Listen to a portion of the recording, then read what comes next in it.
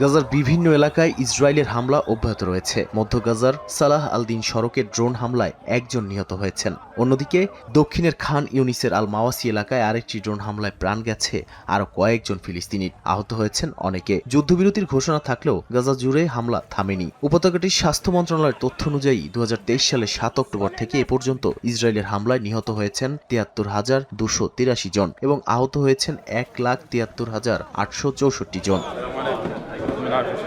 এমন পরিস্থিতিতে হামাসে এসেছে নেতৃত্বের পরিবর্তন। সংগঠনটির রাজনৈতিক ব্যুরোর নতুন প্রধান হিসেবে নির্বাচিত হয়েছেন খলিল আল হায়া। ইয়াহিয়া সিনাওয়ার নিহত হওয়ার পর তিনি দায়িত্ব নেন। 1987 সালে হামাস প্রতিষ্ঠার পর থেকেই সংগঠনটির সঙ্গে যুক্ত আল হায়া।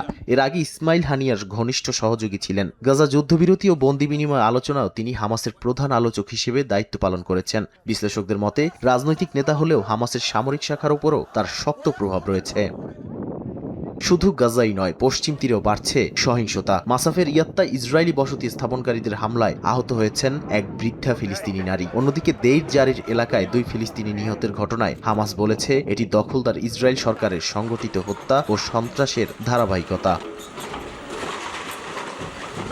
গাজা যুদ্ধ নিয়ে আন্তর্জাতিক চাপও বাড়ছে। যুক্তরাজ্যের নতুন প্রধানমন্ত্রী অ্যান্ডি বার্নহাম বলেছেন গাজা যুদ্ধের বিষয়ে লেবার পার্টি অতীতে সঠিক অবস্থান নিতে পারেনি। তিনি গাজার মানবিক সংকট নিরসনে ইসরায়েলের উপর আরও চাপ প্রয়োগের অঙ্গীকার করেছেন।